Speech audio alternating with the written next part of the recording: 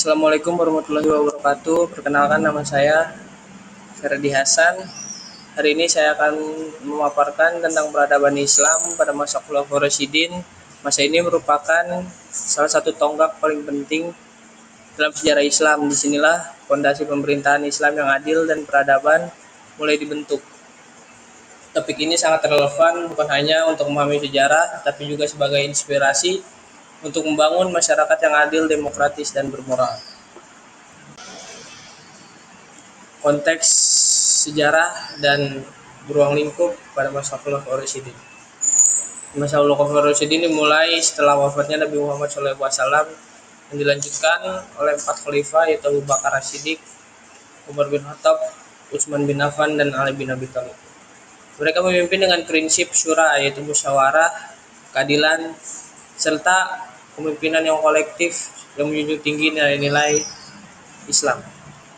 Dalam presentasi ini saya akan menjelaskan 3 aspek utama, yaitu sistem pemerintahan, ekspansi wilayah Islam, dan perkembangan sosial budaya, serta tantangan pada masa itu. Sistem pemerintahan pada masa Khulafaur Rasyidin yaitu berbasis kekhalifahan, yang merupakan model kepemimpinan yang menekankan musyawarah, keputusan yang diambil secara kolektif dengan berkonsultasi kepada para sahabat dan masyarakat sekitar. Yang kedua itu syariat Islam, yaitu hukum Islam yang dijadikan fondasi utama dalam pengambilan kebijakan publik dan pengadilan. Yang ketiga, kepemimpinan yang adil dan amanah. Para khalifah dikenal sangat menjunjung tinggi nilai tanggung jawab dan transparansi.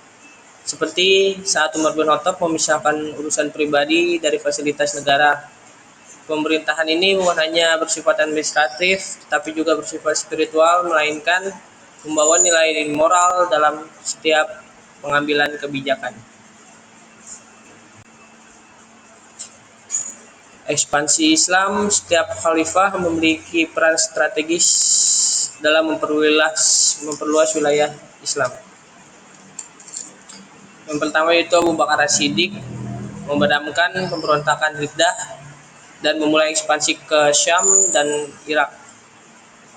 Yang kedua yaitu Umar bin Khattab memperluas wilayah ke Persia dan sebagian besar Bizantium. Yerusalem ditaklukkan dengan damai pada tahun 638 Masehi. Yang ketiga, Utsman bin Affan membawa ekspansi ke Afrika dan Asia Tengah serta memperkuat angkatan laut Islam. Dan yang terakhir, Ali bin Abi Thalib lebih fokus pada konsolidasi internal karena berbagai konflik politik seperti Perang Jamal dan Siffin.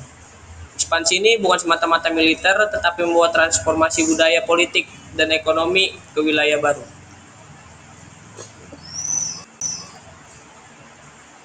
Perkembangan sosial dan budaya. Pada masa Khulafaur Rasyidin, peradaban Islam tidak hanya berkembang secara politik, tetapi juga sosial dan budayanya.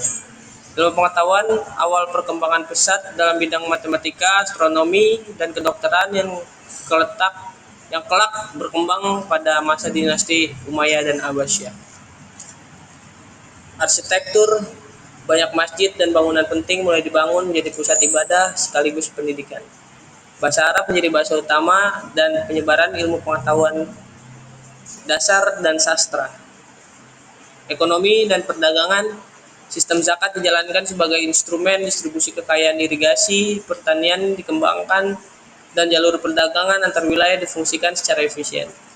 Pemerataan ekonomi dan pendidikan menjadi prioritas, menciptakan stabilnya sosial yang kuat. Ekonomi dan perdagangan. Dalam segi ekonomi, zakat diterapkan sebagai instrumen pemerataan kekayaan dan pengentasan kemiskinan. Perkembang perdagangan meningkat karena stabilitas wilayah yang diciptakan oleh para khalifah. Jalur perdagangan Islam menghubungkan Makkah, Madinah ke Damaskus, Kairo, bahkan hingga Persia.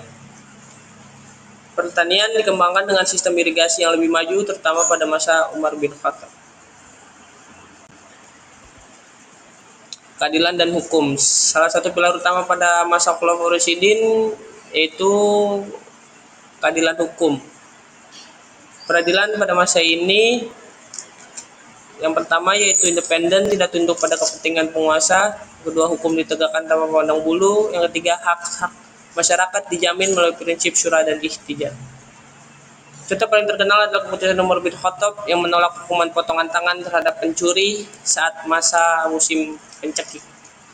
Ini menunjukkan penerapan hukum dengan mempertimbangkan konteks sosial pada masa itu.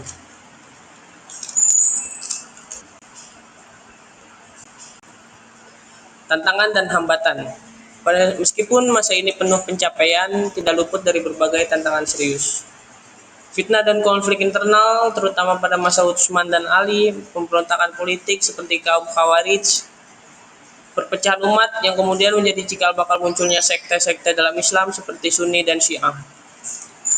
Para khalifah menghadapi tantangan ini dengan musyawarah, penegakan hukum, dan pendekatan secara spiritual secara langsung.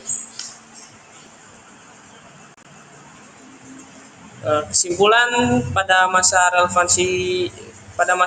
Khulafaur Rasyidin memberikan banyak pelajaran berharga. Prinsip keadilan, musyawarah, dan toleransi tetap sangat relevan untuk konteks demokrasi modern. Model kepemimpinan yang amanah dan bertanggung jawab menjadi inspirasi dalam tata kelola pemerintahan yang bersih dan efisien. Semangat membangun peradaban berbasis nilai Islam menunjukkan bahwa agama dan kemajuan bisa berjalan secara beriringan. Baik, yang terakhir penutupnya demikian pemaparan saya mengenai peradaban Islam pada masa Khulafaur Rasyidin. Semoga dapat memperluas wawasan kita bersama, tidak hanya dalam aspek sejarah tetapi juga dalam mengambil nilai-nilai luhur untuk kehidupan berbangsa dan bernegara pada saat ini. Terima kasih atas perhatian teman-teman semua, lebih kurangnya mohon maaf. Wabillahi taufiq wal hidayah. Wassalamualaikum warahmatullahi wabarakatuh.